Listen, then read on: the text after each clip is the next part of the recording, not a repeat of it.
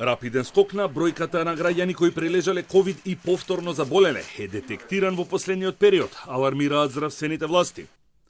Според официјалните податоци на Министерството за здравство од 15 до 22 август, 54 лица кои веќе еднаш биле позитивни на COVID-19 и го прележале, повторно се заразиле. Од почетокот на пандемијата, февруари минатата година, до сега се детектирани вкупно 351 случај на повторно заразување со вирусот. 1:6 е односот на вакцинирани и невакцинирани кај новозаболените во последните 20 дена, покажуваат статистиките на Министерството, додека кај хоспитализираните и жртвите овој однос е повисок и е 1:9. Во периодот од 6 август заклучно со вчера регистрирани се 17.020 новозаболени.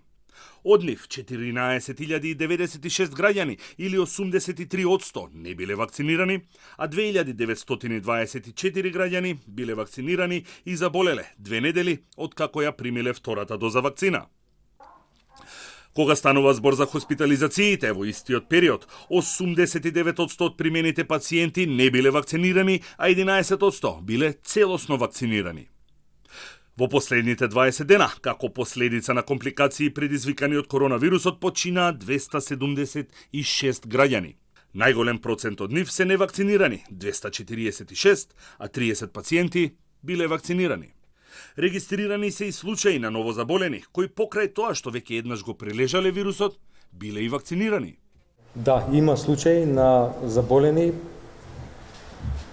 после вакцинација, а претходно кои прележале. И се исклучително малку.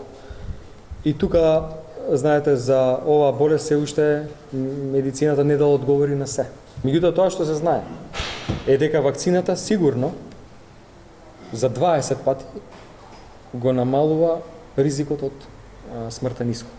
Според математичките анализи на професорот Дејан Трајковски од Техничкиот факултет во Битола, овој бран го достигнува врвот. Во наредните неколку дена можно е бројката на дневни случаи да се искачи до 1300, а потоа следи период на опаѓање на бројките на новозаболени. Неговите анализи предвидуваат дека бројката на активни случаи во овој бран нема да надмине 16.000.